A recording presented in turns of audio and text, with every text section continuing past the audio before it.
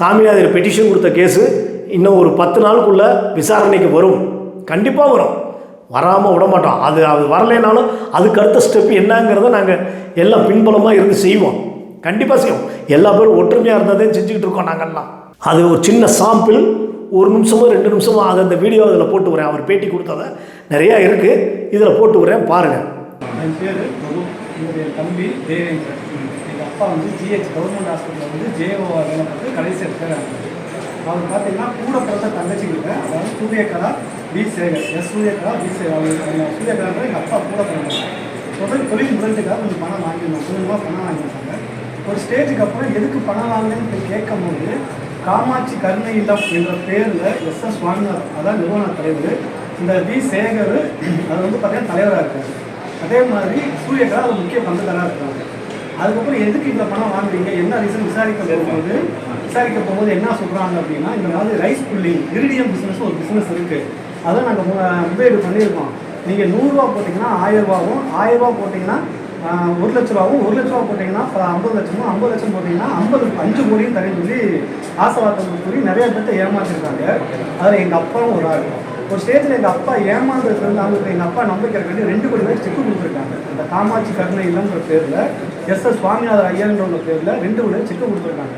அந்த செக்கை எங்கள் அப்பா வெரிஃபிகேஷன் பண்ணும்போது அந்த செக்கு போலி செக்கு, இந்த மாதிரி செக்கே கிடையாது, ஆனால் இதுக்கு அக்கௌண்ட் நம்பர் எல்லாமே உண்மையானதான், அவங்க அப்பா ஏமாத்துறதுக்காக இந்த மாதிரி கொடுத்துருக்காங்க அப்படின்னு சொன்ன உடனே எங்கள் அப்பா அந்த மனநிலையில் 31 நைட்டு அன்னைக்கு காலை 31 காலையில் ஒரு ஒப்பந்த பத்திரம் எழுதி கொடுத்துருக்காங்க.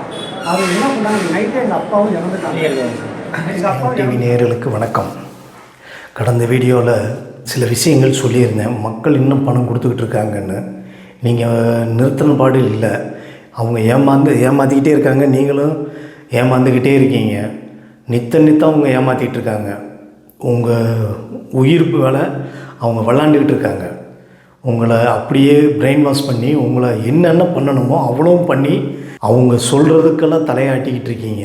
இப்போ பாருங்கள், நேற்று ஒரு எல்லா சேனல்லையும் வந்துச்சு, சேலத்தில் அரெஸ்ட் பண்ணாங்க அன்புமணி, மாரிமுத்து கொண்டாரக்கள்ளி மாரிமுத்து உள்ளதே இருக்கார். அது ஒரு குரூப்பாக அரெஸ்ட் பண்ணி இதே தான் இரிடியம் பிஸ்னஸ் பற்றி பணம் கொடுத்து ஏமாந்தவங்க நிறையா கம்ப்ளைண்ட் பண்ணியிருக்காங்க. நாங்கள் சொன்ன இதில் நிறையா பேர் கம்ப்ளைண்ட் பண்ணிக்கிட்டு இருக்காங்க. நிறையா பேர் ஏஜென்ட்கிட்டையும் லீடர்கிட்டையும் பேசி பணம் வாங்கிட்டு இருக்காங்க. அதுவும் நடந்துக்கிட்டு இருக்கு. சில பேர் முடியாதுங்கிறவங்ககிட்டலாம் கம்ப்ளைண்ட் பண்ணி இந்த மாதிரி அரெஸ்ட் பண்ணிலாம் வச்சுருக்காங்க. அதில் கும்பகோணத்தை சேர்ந்த நித்யானந்தங்கிறவர் இறந்து போயிட்டார். இப்போ அந்த பணம் யார்கிட்ட போய் நீங்கள் கேட்க போகிறீங்க? நீங்களே யோசனை பண்ணி பாருங்கள். இப்போ இவங்கெல்லாம் தப்பிச்சு ஓடிட்டாங்க, இல்லை இறந்துட்டாங்க, நீங்கள் யார்கிட்ட போய் பணம் கேட்பீங்க? இதே மாதிரி தான் கோதண்டை இறந்தார். அவங்க ஆளுங்க என்ன சொன்னாங்க, நாங்கள் உங்களுக்கு கொடுக்குறோன்னு சொன்னாங்க. இது வரைக்கும் திருப்பி கொடுத்ததாகவே இல்லை, யாரும் கொடுக்க மாட்டாங்க ஐயா. பணத்தை திருப்பி வாங்குறதுக்கு வழியை பாருங்கள். காவல்துறை தான் நம்மளுக்கு ஒரே வழி. ஆதாரம் இருந்தாலும் சரி, ஆதாரம் இல்லைனாலும் சரி, காவல்துறையை நாடி உங்கள் பணத்தை திரும்ப வாங்குறதுக்கு பாருங்கள். அப்படி ஒரு தொழில் எங்கேயுமே கிடையாது, யாருக்கும் பணம் வரல. எங்க 2007லேருந்து இந்த தொழிலில் பணம் வருதுன்னு சொல்லியிருந்தாங்க. ஒரு நாளைக்கு ஒரு அடி அந்த கண்டெய்னர் வந்தாலும் இன்றைக்கூட எத்தனை வருஷம் ஆச்சுங்க? 17-18 வருஷம் ஆச்சுங்க. இன்னும் அந்த கண்டெய்னர் வந்துக்கிட்டு இருக்கு. அமெரிக்காவிலேருந்து, ஜெர்மனிலேருந்து, லண்டன்லேருந்து, துபாயிலேருந்து வந்துக்கிட்டு இருக்குன்னு சொல்கிறாங்க. ஆர்பிஐயில் உங்களால் முடிஞ்சால் எல்லா பேரும் இந்த செல்லர்கள் மேலேயும் ஏஜென்ட்டுக்கு மேலேயும் கம்ப்ளைண்ட் பண்ணுங்கள். அந்தந்த ஏஜென்ட்டுகளையும் செல்லரு பேரை போட்டு இந்த மாதிரி உங்கள் பேப்பர் கொடுத்து இந்த மாதிரி போலியாக எல்லாம் அச்சடித்து இது பண்ணுறாங்க அப்படின்னு சொல்லி நீங்கள் பதிவு பண்ணுங்கள். முடிஞ்சால் அவங்கவுங்க லெட்ரு பேரில் கையில் லெட்ரு எழுதி அனுப்புங்க, மனு மாதிரி அனுப்புங்க. எல்லா பேரும் ஒரே நேரத்தில் எல்லாம் சேர்ந்து அனுப்புனீங்கன்னா இதுக்கு தீர்வு காண முடியும். மக்கள் எல்லாம் சேர்ந்து ஒத்துழைங்க, எல்லா பேர் சேர்ந்து கைத்தட்டினா மட்டும்தான் இது நடக்கும். ஆதாரம் இருக்குது, ஆதாரம் இல்லை. ஆதாரம் இருக்கிறவங்க என்ன செய்வாங்க, ஆதாரம் வச்சு கம்ப்ளைண்ட் கொடுப்பாங்க. அது ஒரு பக்கம் நடந்துக்கிட்டு இருக்கட்டும். ஆதாரம் இல்லைன்னா அதுக்காக நம்ம கொடுத்த காசு இல்லைன்னு ஆயிருமா? அவனை கூட்டு வந்து உட்கார வைங்க, அவன் வாங்கலைன்னு மட்டும் சொல்லுங்கள். அதே மாதிரி நேற்று மதுரையில், அதாவது கடந்த வீடியோன்னே சொல்லியிருக்கேன், ஆத்திக்குளம் சேகரா ஒரு துணைவியார் மேலே கம்ப்ளைண்ட் பண்ணாங்க. மனு கொடுத்ததுக்கு விசாரித்ததுக்கு அவங்க துணைவியார் இருந்துக்கிட்டு, அதாவது ஆத்திக்குளம் சேகருக்கு உடல்நிலை சரியில்லாதனால அவங்க துணைவியார் பேசுகிறாங்க. அவங்க என்ன சொல்கிறாங்க, எல்லாமே நாங்கள் சாமிநாயர்கிட்ட கொடுத்துட்டோம் அப்படின்னு சொல்கிறாங்க. நாங்கள் எல்லா பணமும் அவர்கிட்ட கொடுத்துட்டோங்கிறாங்க. ஆனால் சாமிநாதையர் என்ன சொல்கிறாரு, நான் பணமே வாங்கலைங்கிறாரு. அது எப்படிங்க வாங்கலைங்கிறப்ப செக்கு கொடுத்துருக்காரு 2 கோடி ரூபா சாமிநாதையர் செக்கு போட்டு, அது போலியான செக்கு. அவர் அக்கௌண்ட்டை நீங்கள் பரிசோதனை செய்யுங்க. அவர் உண்மையான அக்கௌண்ட்டு செக்கு யாருக்குமே கொடுக்க மாட்டார். அவர் இந்த மாதிரி ஏங்க நம்ம போய் ஒரு பேங்க்கில் போய் ஒரு 10 ஸ்லிப்பு வந்து கேட்டோம்னா 1000 கேள்வி கேட்குறாங்க. அவர் ஒரே நேரத்தில் 1800 செக்கு வாங்கி அப்படியே தூக்கி கொடுத்துட்றாரு. ஹெச்டிஎஃப்சி, ஆக்சிஸ் பேங்க்லாம் அவர் வாட்டுக்கு கொடுக்குறாருங்க. அது எப்படிங்கிறது தெரியல. இவருக்கு மட்டும் பேங்க்கில் ஒரு தனிப்பட்ட முறையில் கொடுத்துட்றாங்க. அதை போட்டு அவர் சீல் அடித்து கையெழுத்தை போட்டு எல்லா பேருக்கும் 5 கோடி 10 கோடி 2 கோடி 100 கோடி 50 கோடின்னு போட்டு, இவர் மட்டும் இல்லை எல்லா செல்லர்களையும் தான் சொல்கிறேன், அவங்கவுங்க அக்கௌண்ட்லேருந்து செக்கை வாங்கி தாராளமாக கொடுத்துருக்காங்க. ஆர்பிஐயில் எல்லாம் பணம் வருதுன்னு சொல்லி இவர் என்ன சொன்னார், நான் இரிடியம் பிஸ்னஸ் பண்ணல, ட்ரேடிங் பண்ணுறேன். ட்ரேடிங் பண்ணுறதுக்கு எதுக்கு என் மக்கள்கிட்ட பணம் வாங்குற? நான் சொல்கிறது சாமிநாதையர் மட்டும்தான் சொல்லிகிட்டு இருக்கேன். இப்போ இதே நீங்கள் அப்படியே கால்குலேட் பண்ணிக்கோங்க. எல்லா செல்லர்களையும் 53 செல்லர் இருக்காங்க. ஏஜென்ட்டு இதில் கோ செல்லர்ஸ் வர நிறையா இருக்காங்க. ஏஜென்ட்டுகள் இருக்காங்க. முதல் நிலை, 2ஆம் நிலை, 3ஆம் நிலை, 4ஆம் நிலை, 5ஆம் நிலை, எம்எல்ஏ மாதிரி வரிசையாக இருக்காங்க. எக்ஸிக்யூட்டிவ்லாம் இருக்காங்க. இதில் அவங்களெல்லாம் நீங்கள் கணக்கு பண்ணி பாருங்கள். நான் இந்த 53 பேர்களை சொல்லிகிட்டு இருக்கேன். எத்தனை தடவை நீங்கள் ஏமாற்றுவீங்க, என்னென்ன பண்ணுவீங்க? நீங்கள் காவல்துறை இவங்களுக்கு துணை போய்கிறதா? இவங்க சொல்கிறதெல்லாம் நீங்களும் அலையாடிக்கிட்டு இருக்கீங்க. என்னன்னு கேட்டால், நேற்று அவர் போய் எல்லாம் கொடுத்துட்டு வந்திருக்காருங்க. சில மீடியாக்கள் அவரை பேட்டி எடுக்கிறாங்க. கலெக்டர் ஆஃபீஸில் வச்சு பேட்டி எடுக்கிறாங்க. அவர் சில விஷயங்கள் சொல்லிகிட்டு இருக்காரு. அதுவும் சில செய்தி நிறுவனங்கள் எடுத்துகிட்டு போயிருக்காங்க. ஏன் இது வரைக்கும் அந்த செய்தி வரவே இல்லை? நேற்று எடுத்த நியூஸு இன்றைக்கும் யாருமே போடலை. ஏன்? அது வரும். அந்த வருஷ பிரகாரம் வர்றப்போ அது வரும், கண்டிப்பாக வரும். 1 நாள் 2 நாள் 3 நாள் கூட கழித்து வரும். ஏன்னா உடனுக்குன்னே நம்ம இப்போ ஒன்றும் இல்லை. இப்போ நேற்று சேலத்தில் நடந்த நியூஸ்னால் உடனுக்குன்னு போட வேண்டிய நியூஸு. அதனால் மற்ற நியூஸை கட் பண்ணிவிட்டு இதை போடுவாங்க. அந்த ரிதன்யா கொலைகேஸ் போடுவாங்க. ஏன்னா அதெல்லாம் உடனுக்குன்னே போட்டாத்தே அது மக்களுக்கு தெரியணும். அதனால் அதை போடுறாங்க. காவல்துறை தெரியணும், எல்லா டிபார்ட்மெண்ட்டுக்கும் தெரியணுங்கிறதுக்காக அதை போடுறாங்க. அதனால் மற்ற நியூஸை நிறுத்துவாங்க. அதேமாதிரி இதையும் காலகாலத்தில் போடுங்க ஐயா. சில செய்தியாளர்களே உங்கள் கம்பெனியில் சொல்லி, உங்கள் மீடியாவில் சொல்லி சில சீக்கிரமாக அதை போடுங்க. அப்போ தான் மக்கள் விழிப்புணர்வு ஆகும். அடுத்து ஒரு பெரிய ப்ரெஸ் மீட் கொடுக்க போகிறோம் இந்த செல்லர்களை பற்றி. ஐயா அதில் என்ன சொல்லியிருக்காங்க, அவங்க அப்பா வந்து கவர்மெண்ட் ஜாப்பில் வேலை பார்த்துருக்காரு. அதை வச்சு அவர் நல்ல பழக்க வழக்கங்கள், அவர் நேர்மையான ஆள், நிறையா நல்லதெல்லாம் பண்ணியிருக்காரு. அதை வச்சு பணம் கொடுத்துருக்காரு. இந்த மாதிரி அவங்க தங்கச்சி தான் பணம் வாங்கி, கூட பிறந்த தங்கச்சிங்க வாங்கி கொடுத்துருக்காங்க. அவங்க என்ன ஒரே வார்த்தை சொல்லிட்டாங்க, நான் சாமிநாயர்கிட்ட கொடுத்துட்டேன்னாங்க. சாமிநாயருக்கு பின்னாடி இருக்கிறவங்க எல்லாம் இப்போ திருப்பிக்கிட்டாங்க. அவருக்கு தான் இது ஆபத்து. காலகாலத்தில் பிரச்சனையை முடிக்க சொல்லுங்கள். சமாதானமோ இல்லையோ ஏதோ முடிக்க சொல்லுங்கள். இது கலெக்டர் ஆஃபீஸு, எஸ்பி ஆஃபீஸில் மட்டும் இது கொடுக்கலங்க. கிட்டத்தட்ட 15 டிபார்ட்மெண்ட்டுக்கு போயிருக்கு. டெல்லி வரைக்கும் போயிருக்குங்க. நாங்களும் கூட இருந்து தான் எல்லா வேலையும் பண்ணிகிட்டு இருக்கோம். எங்களுடைய அறிவுலத்தின் படி தான் அவங்க பண்ணிகிட்டு இருக்காங்க. ஸ்கேம் டிவி, மக்கள் பிம்பம் எல்லாம் சொல்லி கொடுத்து அவங்களும் பண்ணிகிட்டு இருக்காங்க. அவங்களும் எங்கள் கூட கோஆப்ரேட் பண்ணிகிட்டு இருக்காங்க. பாதிக்கப்பட்டவர்கள் சில பேர் இன்னும் இருக்காங்க. ஒரு 7-8 பேர் ஆதாரத்தோடு இருக்காங்க. அவங்களும் கம்ப்ளைண்ட் பண்ணுறதுக்கு வர்றேங்கிறாங்க. நாங்கள் என்ன செய்கிறாங்கன்னு பார்த்துட்டு பண்ணலாம், அவசரப்படாதீங்க அப்படின்னு நாங்கள் சொல்லி வச்சுருக்கோம். கண்டிப்பாக இதோட விளைவு மிகப்பெரிய விளைவு. இதனால் நான் சொல்கிறது 7 ஸ்டேட் இல்லை, இன்றைக்கி தமிழ்நாட்டில் மட்டும் நான் பேசிகிட்டு இருக்கேன். இதனால் எல்லாம் சேர்ந்து இந்த மாஃபியாவை ஒழிக்கணும், இந்த விஷ ஜந்துக்களை அழிக்கணும். எல்லாம் ஒன்று கூடி எல்லா பேரும் அவங்கவுங்களுக்கு என்னென்ன கையில் வச்சுருக்கீங்களோ அத்தனையும் கொடுங்க. அந்தந்த ஸ்டேஷனில் கொடுங்க, எங்ககிட்ட கொடுக்க வேண்டாம். அந்தந்த ஸ்டேஷனில் கொடுத்து இவங்க மேலே வழக்கு பதியுங்க. அப்போத்தான் இதுக்கு ஒரு விமோச்சனம் பிறக்கும். ஐயா மொத்தம் 6,7 கோடி ஐயா.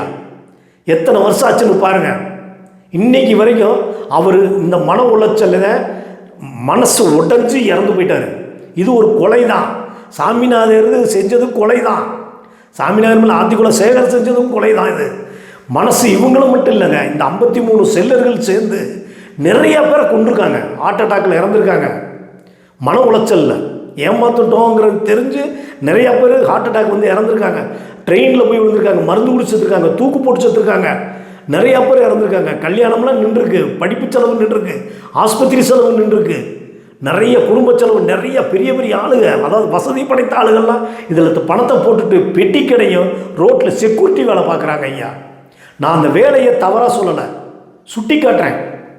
அவ்வளோ பணத்தை ஏமாந்துட்டு செக்யூரிட்டி வேலைக்கும் கால் டாக்ஸி டிரைவர் வேலைக்கும் அன்றாட கூலி வேலைக்கும் போய்கிட்டு இருக்காங்க. இப்படி ஒரு நிலைமை எல்லா பேருக்கும் தேவையில்லை. அதனால தான் எல்லா பேரும் இந்த மதுரை மேட்டரை வச்சு நீங்கள் எல்லா பேரும் அந்தந்த ஊரில் கொடுங்க. இப்போ ஒன்றும் இல்லைங்க, சாமிநாதையர் திருச்செந்தூர் கும்பாபிஷேகத்துக்கு வந்திருக்காரு.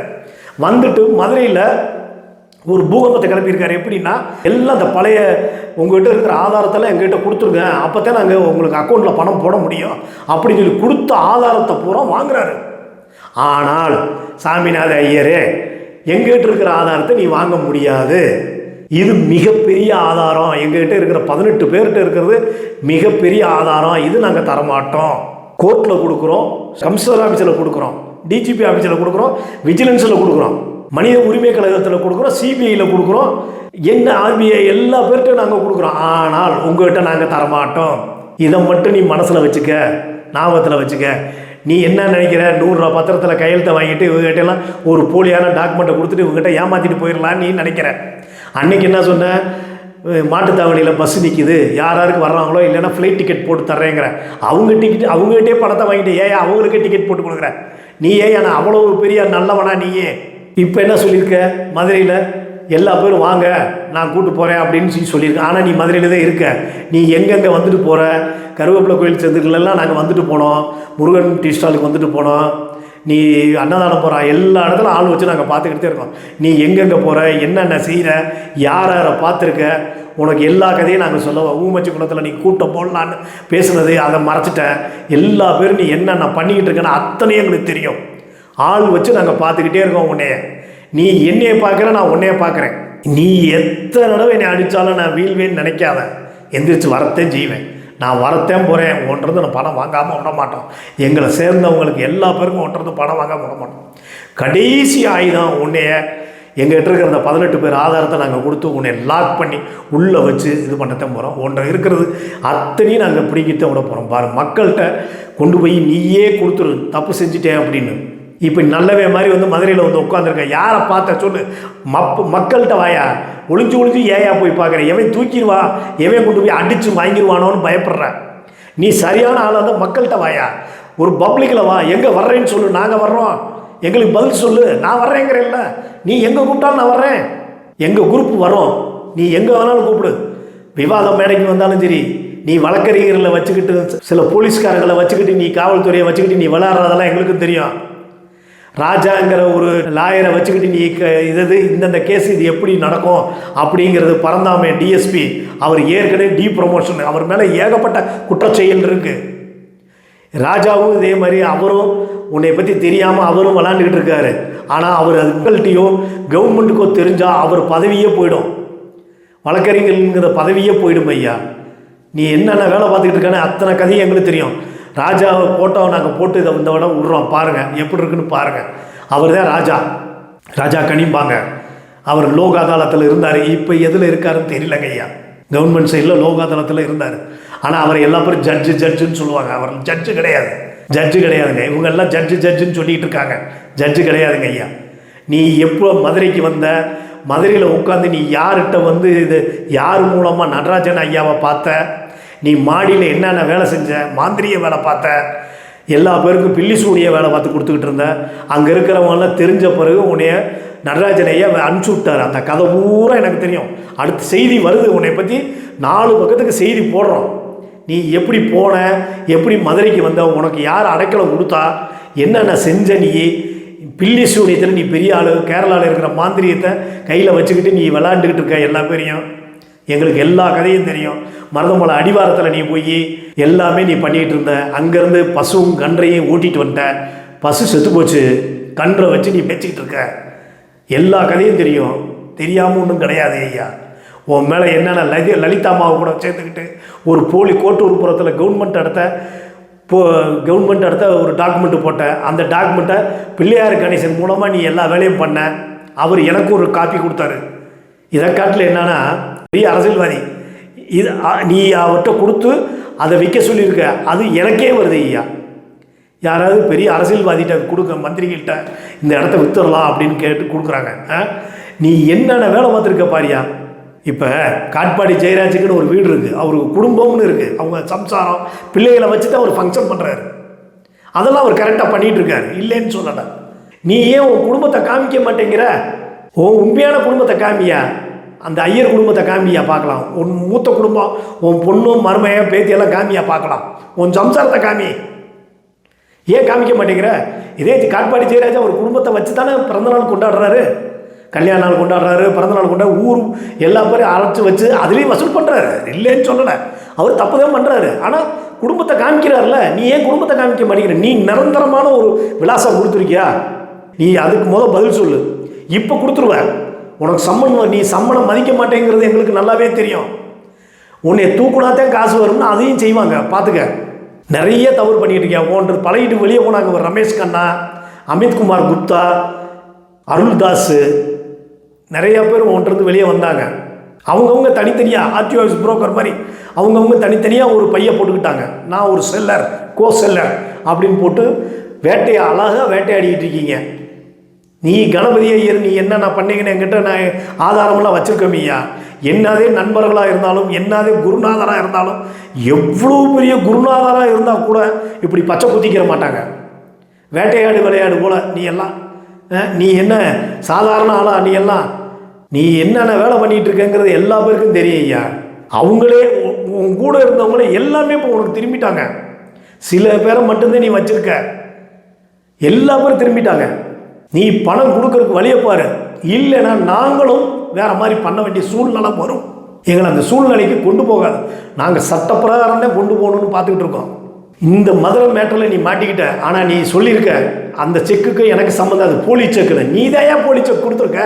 ஆர்பிஐ கவர்னர் கையெழுத்து நீ தானே போட்டு கொடுத்துருக்க, எஸ்பிஐ கையெழுத்து போட்டு கொடுத்துருக்க, ஹெச்டிஎஃப்சி அதோடைய சேர்மன் கையெழுத்து போட்டு கொடுத்துருக்க.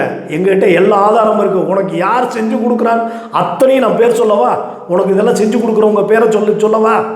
எத்தனை அரசியல்வாதிகளை நீ கையில் வச்சுருக்க, எத்தனை காவல்துறையை நீ கையில் வச்சுருக்கேங்கிறது எங்களுக்கு தெரியாதுன்னு நினச்சிக்கிட்டு இருக்கியா? இந்த மதுரை மேட்டர்லேருந்து தான் உனக்கு சாவு மணி ஆரம்பமாகுது. பார்த்துக்கிட்டே இரு. இதில் எல்லா பேரும் ஒன்று சேர்ந்து உன்னைய மாதிரி இருக்கிறவங்கள பூராத்தையும் காவல் நிலையத்தில் கொண்டு வந்து உட்கார வைக்கத்தான் போகிறோம். பார்த்துக்கிட்டே இரு. சில பேர் சொல்கிறாங்க, நான் கத்திக்கிட்டு இருக்கேன். ஐயா, நான் கத்திக்கிட்டு இருந்தாலும் மக்களை விழிச்சுக்கங்கன்னே சொல்கிறேன். நீ கண்ணை திறந்துட்டு தூங்குறிய ஐயா.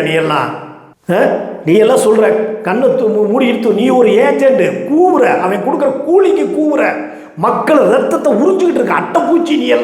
நீ எல்லாம் வெளியிலே பேசக்கூடாது. நீ சரியான ஆம்பளையாக இருந்தால், தைரியமான ஆளாக இருந்தால் எனக்கு ஃபோனை போட்டு பேசு. என் தொலைபேசி நம்பர் தான் அதில் இருக்குல்ல, என்கிட்ட பேசு. ஏன் கோலத்தனமாக இதில் பண்ணுற? நேருக்கு நேராக மோதியா? என் பின்பலம் யார், என்னை வச்சு என்ன பண்ணலான்னு நீ பார்த்துக்கிட்டு இருக்க. நீ பண்ணி பாரு, பார்க்கலாம். ஐயா, இன்னொரு விஷயம் நான் முக்கியமாக மக்களுக்கு சொல்ல வேண்டிய கடமைப்பட்டிருக்கேன். எல்லா பணமும் வெளியே போகுதுங்க. இன்னைக்கு கொஞ்சமாக எல்லா பேரும் சரண்டராக வெளியே போயிடுவான்.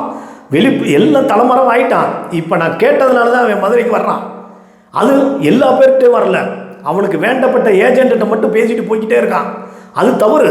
பணம் வாங்கினவங்களும் இருக்காங்கல்ல, அவங்ககிட்ட கொடுங்க, வாங்க. நான் என்ன சொல்கிறேன், ஐயா என் மேலே தப்பு இல்லைன்னா நான் காவல்துறையில் கூப்பிட்டா நான் போவேன்.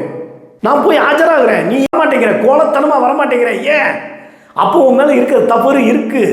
இதில் நீ இன்னொரு தவறு செஞ்சு வச்சுருக்க. அந்த லிஸ்ட்டில் எஸ்கேஎஸ் சாமிநாத ஐயருக்கு இவ்வளோ பணம் வருது, கருணையல்லத்துக்கு இவ்வளோ பணம் வருது, எஸ்கேஎஸ் ராதா அவங்களுக்கு வியாபாரம் முடிச்சிருக்காங்க, அவங்களுக்கு இவ்வளோ 1000 கோடி வருதுன்னு சொல்லி கொடுத்துருக்க.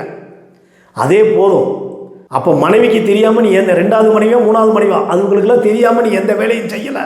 சினிமா எடுக்கிறேன்னு சொல்லி எத்தனை பெண்களை நீ சூறையாடி இருக்க, எத்தனை பேரை நீ இது பண்ணி வச்சுருக்க.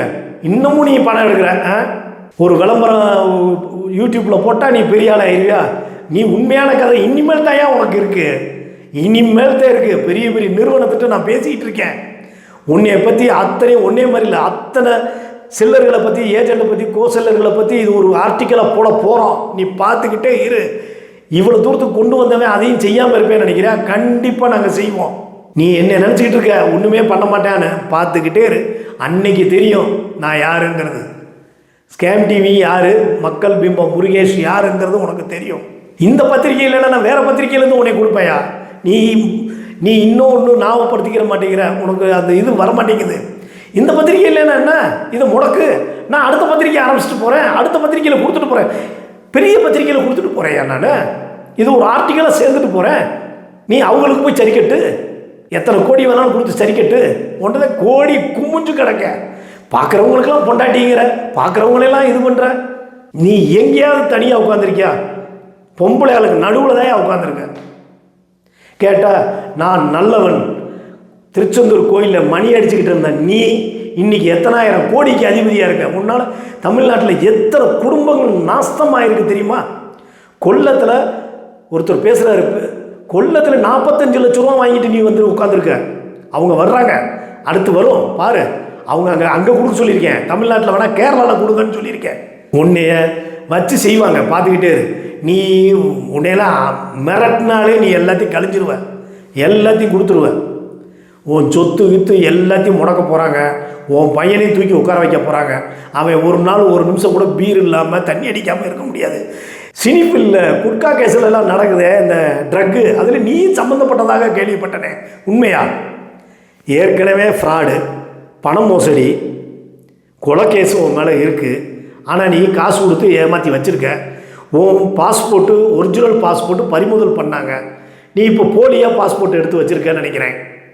உன்கிட்ட வக்கீல் இருக்காங்க, போலீஸ்காரங்க இருக்காங்க, சில அதிகாரிகள் இருக்காங்க, அது எனக்கு தெரியும். இவங்களை வச்சு நீ ஆட்டம் போட்டுக்கிட்டு இருக்க.